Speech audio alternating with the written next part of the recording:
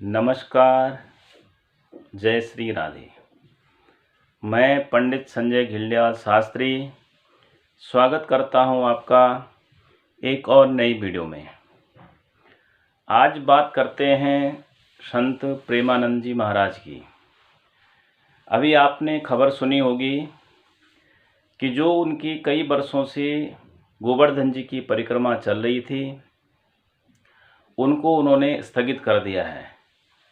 अब इसके पीछे का कारण जानने की कोशिश करते हैं।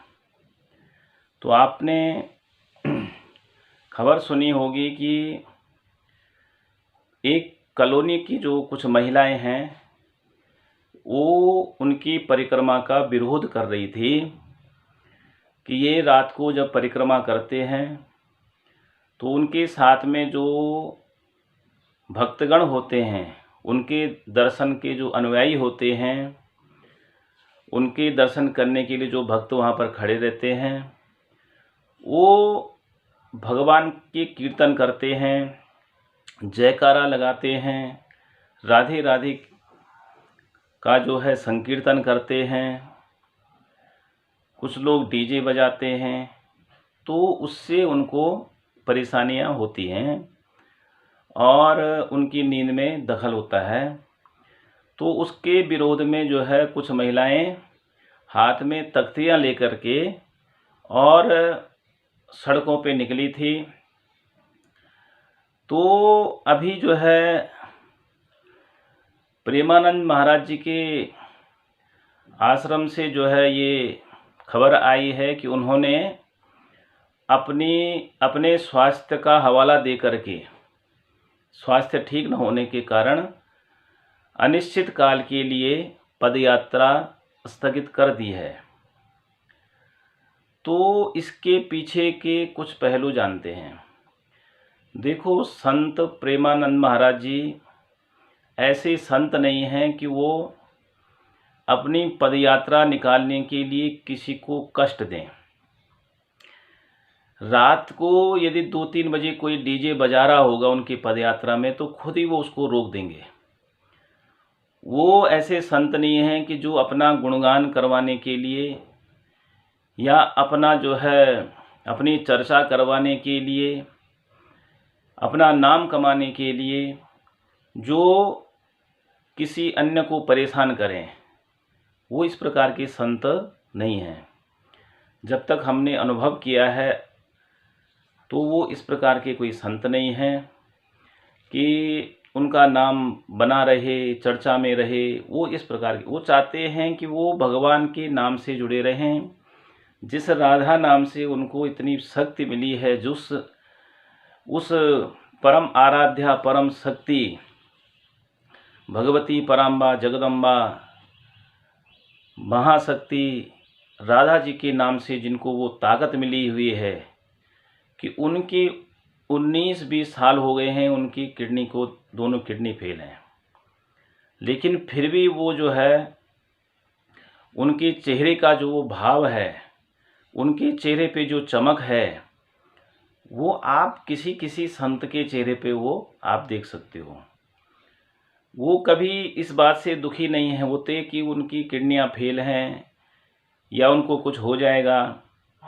उनके कई ऐसे भक्त हैं कि जिन्होंने सामने से उनको किडनी देने का प्रयास किया, अपनी बातें रखी, लेकिन उन्होंने कहा नहीं, मृत्यु जिस दिन आनी होगी वो अटल सत्य है। एक वीडियो देख रहा था मैं उनकी, तो एक संत जी पहुंचे थे कि महाराज आप मेरी किडनी ले लीजिए। उन्होंने कहा नहीं, जिस दिन मृत्यु आनी होगी उस दिन आके रहेगी। बस मेरा एक ही लक्ष्य है, एक ही मकसद है, एक ही जो है मेरे मन का भाव है कि शरीर चाहे कितना जर्जर हो जाए, शरीर चाहे जितना भी कष्टदायी हो जाए, लेकिन मेरे मन से, मेरी बुद्धि से, मेरे विचारों से वो भगवती राधा का नाम दूर न हो। तो कितने अनन्य भक्त हैं वो। आप विचार करो कि ऐसे जिस संत के दर्शन करने के लिए देश से विदेश से बड़े बड़े लोग आ रहे हैं, और वहीं जो है हम सनातन धर्म में रह करके, सनातन धर्मी हो करके, और यदि उनके जाने मात्र से 5 मिनट 10 मिनट यदि हमारी नींद में खलल हो भी जाता है ऐसी दिव्य शक्ति की, उस समय आप भी आ जाइए उनके दर्शन करने के लिए। तो आपके तो सौभाग्य हैं। आप अपने आप को ऐसा क्यों समझते हो कि हमारी नींद में दखल हो रहा है? उस भगवती महाशक्ति की ही कृपा है, उस राधा रानी की ही कृपा है कि आपको उस मार्ग में जो है घर मिला हुआ है। तो आपका तो परम सौभाग्य है। कोई पिछले जन्म के आपके ऐसे कर्म रहे होंगे, सुकर्म रहे होंगे, ऐसे सत्कर्म रहे होंगे कि जो आपको वहाँ पर जो है आपको रहने का स्थान मिला, आपका निवास वहाँ पर बना, कि जहाँ जिस मार्ग के जो है रज को जो है लोग अपने माथे पर लगाते हैं और वहाँ पर आपको निवास स्थान मिला हुआ है। तो ये परम सौभाग्य की बात है। और फिर आप वहाँ पर विरोध कर रहे हो अपने ही संत का, उस संत का कि जिसके पास अपने रहने का खुद घर नहीं है। इतने बड़े संत हैं जो किसी से 1 रुपए नहीं लेते, किराए के अपने एक भक्त के यहाँ किराए पे रहते हैं। उन्हीं के अनुयायी जो है उस मकान का किराया देते हैं। जिनके अपने पास खुद की गाड़ी नहीं है, जिस गाड़ी में वो चलते हैं वो एक भक्त की गाड़ी है, वापस उसी के घर चली जाती है। तो इतने बड़े संत हो करके भी जो किसी से 1 रुपए नहीं लेते, वो चाहें तो रातों रात करोड़पति हो जाएं, करोड़ों की संपत्ति उनके पास आ जाए। उनके इतने परम भक्त, इतने धनाढ्य भक्त भी हैं उनके पास में, लेकिन उन्होंने कभी भी जो है धन को जो है अपने भक्ति के मार्ग में नहीं आने दिया। अपने वो कहते भी हैं कि कंचन और ये जो है ये सब जो है भक्ति के मार्ग में रुकावट होती है। तो इसलिए जो है आप लोगों से निवेदन है कि यदि आप तक हमारी वीडियो पहुंचती है तो आपसे हाथ जोड़ करके निवेदन है कि ऐसे संत बार बार पृथ्वी पर पैदा नहीं होते, बार बार नहीं आते ऐसे संत। कभी कभी जो है कई वर्षों के बाद में ऐसे संतों के दर्शन होते हैं, ऐसे दिव्य संतों के दर्शन होते हैं, ऐसे परम भक्त संतों के दर्शन होते हैं। आप परम सौभाग्यशाली हो। तो ये वीडियो आप जिसके पास भी पहुंच रही हो ज़्यादा से ज़्यादा शेयर करें, ताकि उन लोगों तक भी ये वीडियो पहुंच जाए कि जो संत जी का वहाँ पर जो है विरोध कर रहे हैं। वैसे तो उनके आश्रम से ये आया हुआ है कि उनके स्वास्थ्य का हवाला दे करके, लेकिन फिर भी जो है हम तो परमात्मा से प्रार्थना करते हैं कि उनका स्वास्थ्य शीघ्र से शीघ्र जो है ठीक हो और फिर से जो है वो अपने भक्तों को दर्शन दें और समाज में जो है सनातन का प्रचार प्रसार कर सकें। लेकिन फिर भी जो है आप लोग उनका विरोध न करें किसी भी कारण से। देखो ये भी तपस्या है। यदि आपके नींद में थोड़ा सा खलल पड़ रही है 5-10 मिनट की, आधे घंटे की भी, लेकिन यदि आप उसको जो है उस समय का आप सदुपयोग कर सकें, उस समय आप राधा नाम का चिंतन कर लें। जितने समय में आपको नींद में खलल हो रहा है तो खलल मत समझो उसको, वो अपनी तपस्या समझो उसको, और राधा नाम का उस समय आप संकीर्तन अपने आप भी करते रहो। तो देखो आपके जीवन में कितना बड़ा परिवर्तन आ जाएगा। अरे लोग तो संतों के दर्शन करने के लिए कितने दूर दूर से आ जाते हैं, कहाँ कहाँ से आ रहे हैं ऐसे दिव्य संत। एक बार की कथा है, किसी महात्मा के मुख से हमने सुनी थी कि एक बार नारद जी भगवान के पास पहुँचे कि परमात्मा, संत के दर्शन करने का जो लाभ है वो क्या होता है, संत दर्शन से क्या होता है। तो नारद जी को भगवान ने कहा कि यमुना के किनारे पर एक बट वृक्ष है, उस बट वृक्ष के नीचे अभी अभी एक कीड़े का जन्म हुआ है। उस कीड़े से जाकर के पूछो कि संत के दर्शन का क्या लाभ है। नारद जी गए, उस कीड़े से पूछा, तो जैसे उस कीड़े ने नारद जी को देखा, कीड़ा मर गया। नारद जी पुनः जो है भगवान के पास पहुँचे। महाराज, बोला वो कीड़ा तो मर गया।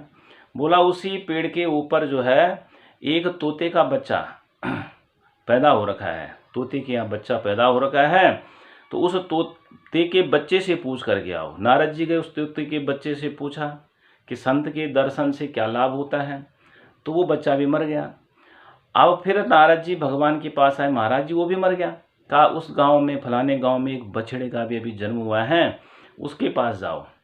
तो नारद जी उस बछड़े को पूछने गए तो वो बछड़ा भी मर गया। नारद जी फिर आए, महाराज ये क्या हो रहा है, जिसके पास में मैं जा रहा हूँ वो तो मर जा रहा है। बोला वहाँ का एक राजा है, उसके यहाँ भी एक राजकुमार का जन्म हुआ है, उसके पास जाओ, उसको पूछो। अब नारद जी डर डर के गए कि महाराज जो है वो राजा है, राजा के यहाँ बच्चा हुआ है, उस बच्चे को कुछ हो गया तो राजा मुझे पकड़ लेगा।